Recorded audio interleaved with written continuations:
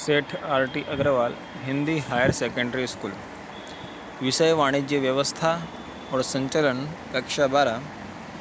मैं H.O. Agarwal online education में आपका हार्दिक स्वागत करता हूं। दोस्तों, पिछले वीडियो में अपने ने वित्तीय संचालन के विविध प्रकार के निर्णय और उसको असर करने वाले परिबलों की चर्चा की। तत्पश्चात पूंजी ढांचे के लक्षण देखे। आज हम बात करने वाले हैं पूंजी ढांचे को प्रभावित करने वाले तत्वों की। तो पूंजी ढांचे को जैसे कि स्क्रीन पर दिखाई दे रहा है, दो प्रकार के तत्व असर करते हैं, आंतरिक तत्व और बाह्य तत्व। आंतरिक तत्व में कुल 7 प्रकार हैं और बाह्य तत्व में भी कुल 7 प्रकार हैं। आंतरिक तत्व में व्यवसाय का प्रकार, व्यवसाय का कद, व्यवसाय की आय का अनुमान, संपत्ति का स्वरूप और आवश्यकता, संचालकों की मनोवृत्ति, वित्तीय आवश्यकताएं, पूंजी ढांचे की आवश्यकता का समय, इस प्रकार से कुल 7 परिबल आंतरिक रूप से असर करते हैं।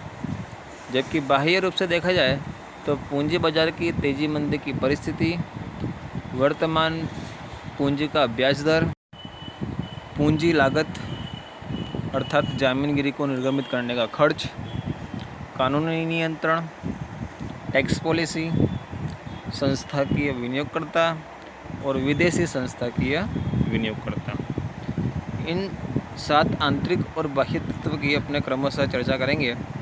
जिसमें शुरुआत करते हैं सबसे पहले आंतरिक तत्व से, जिसमें सबसे पहला टॉपिक है व्यवसाय का प्रकार। व्यवसाय के 2 प्रकार होते हैं, एक तो उत्पादन करना, व्यापार करना और सेवा देना। इस प्रकार से अलग अलग 3 प्रकार के व्यवसाय होते हैं। यदि उत्पादन करने वाली इकाई होगी तो स्थायी पूंजी की अधिक आवश्यकता होती है, और जबकि व्यापारी इकाइयों में स्थायी पूंजी की कम आवश्यकता होती है। सेवा देने वाली इकाई में सेवा के प्रकार के आधार पर स्थायी पूंजी की आवश्यकता पड़ती है। इस प्रकार से व्यवसाय के तीनों प्रकारों में उनकी आवश्यकता के अनुसार पूंजी की आवश्यकता रहती है। उसी प्रकार व्यवसाय का कद, वो भी इफेक्ट करता है। यदि व्यवसाय बड़ा हुआ तो बड़े पैमाने पर स्थायी पूंजी की आवश्यकता होती है। अगर व्यवसाय कम हुआ, व्यवसाय का आकार छोटा हुआ, लघु हुआ, तो कम मात्रा में स्थायी पूंजी की आवश्यकता होती है।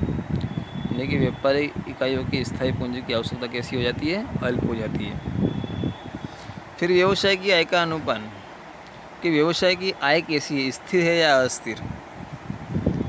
कंपनी की भविष्य में अंदाजित आय स्थिर और अच्छी मात्रा में हो तो कंपनी उधार की पूंजी पर आधार रख सकती है, तो वो भी जो है पूंजी ढांचे को इफेक्ट करता है कि भाई किस प्रकार का आय है।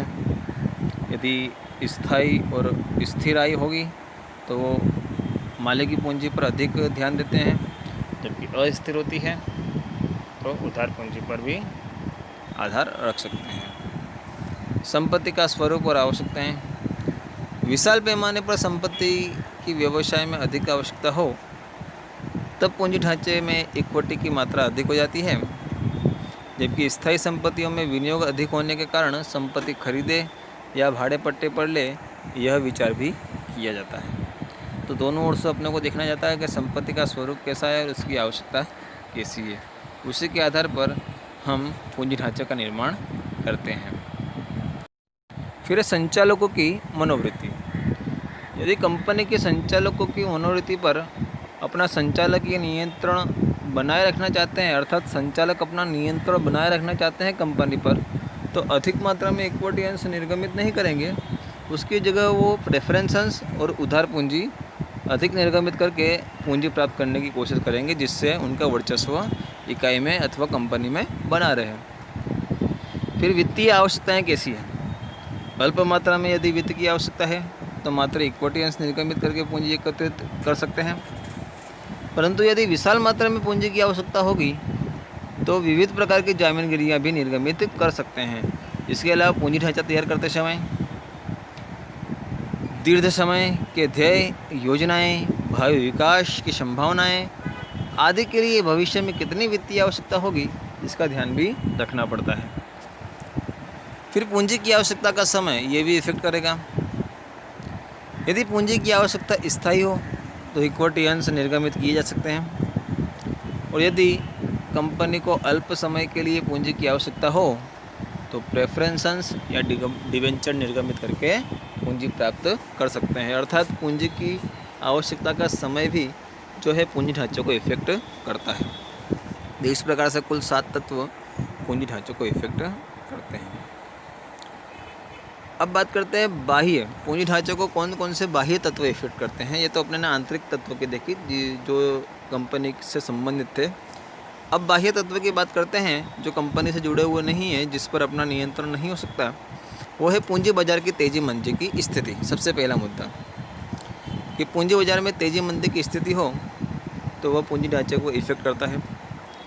यदि मंदी के समय में विनियोगकर्ता ब्याज की स्थायी आय के लिए इक्विटी अंश में नहीं परंतु डिवेंचर में विनियोग करना पसंद करते हैं, क्योंकि इक्विटी अंश कंपनी की मालिकी का होता है और मालिक को नफ़ा या नुकसान कुछ भी हो सकता है, इसीलिए वो मात्र और मात्र लाभ कमाने के लिए डिवेंचर में विनियोग करना पसंद करते हैं। जबकि तेजिस की समय होता है तो ऊंचा डिविडेंड प्राप्त करना यानी कि लाभ अधिक प्राप्त करने के लिए वे इक्विटी अंश की ओर अपना रुझान प्रस्तुत करते हैं।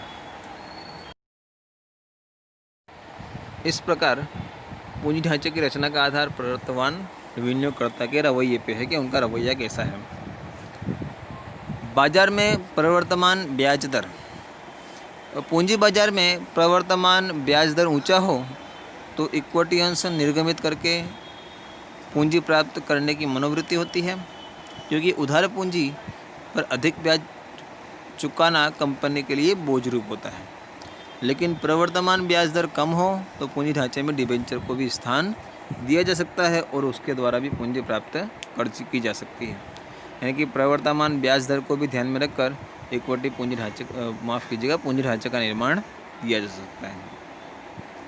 तीसरा है पूंजी लागत अर्थात जामीनगिरी को निर्गमित करने का खर्च। पूंजी एकत्र करने के लिए विविध प्रकार के जामीनगिरी निर्गमित की जाती है।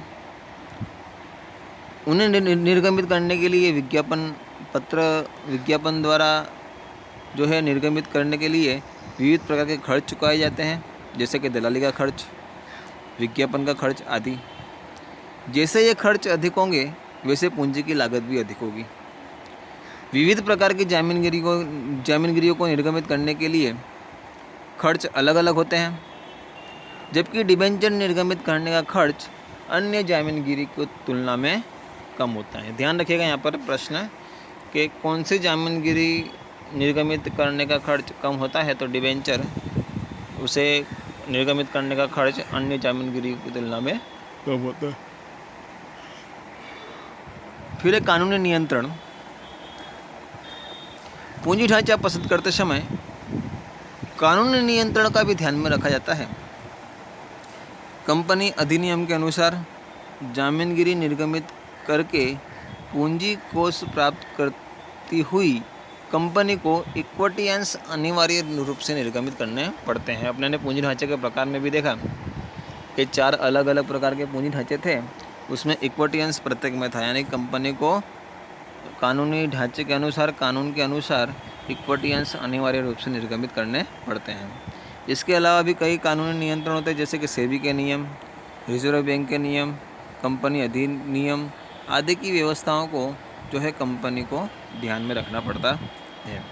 फिर एक कर नीति।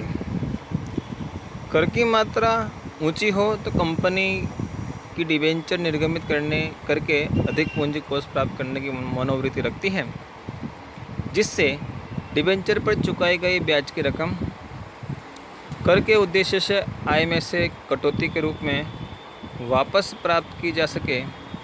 इस तरह डिविडेंड की आय कर मुक्त हो या डिविडेंड की आय पर नीचे दर पर कर वसूला जाता हो, तब स्वाभाविक है कि निवेशक में इक्विटी अंश अधिक लोकप्रिय बन जाते हैं। यानी टैक्स पॉलिसी कैसी है उसके आधार पर भी जो है कंपनी पूंजी ढांचे का निर्माण करती है। फिर संस्था की विनियोगकर्ता, जैसे कि बीमा कंपनी, बैंक, राज्य और केंद्र सरकार के वित्त, कॉरपोरेशन, वित्तीय संस्थाएं आदि अपने स्थापित नियमों और शर्तों के अधीन रहकर कंपनी के अंश और डिबेंचरों में विनियोग करती है। तो ये संस्था के पूंजी ढांचे की रचना करते समय, पूंजी ढांचे में परिवर्तन करते समय इन सभी संस्थाओं की मनोवृत्ति और शर्तों का विचार किया जाता है।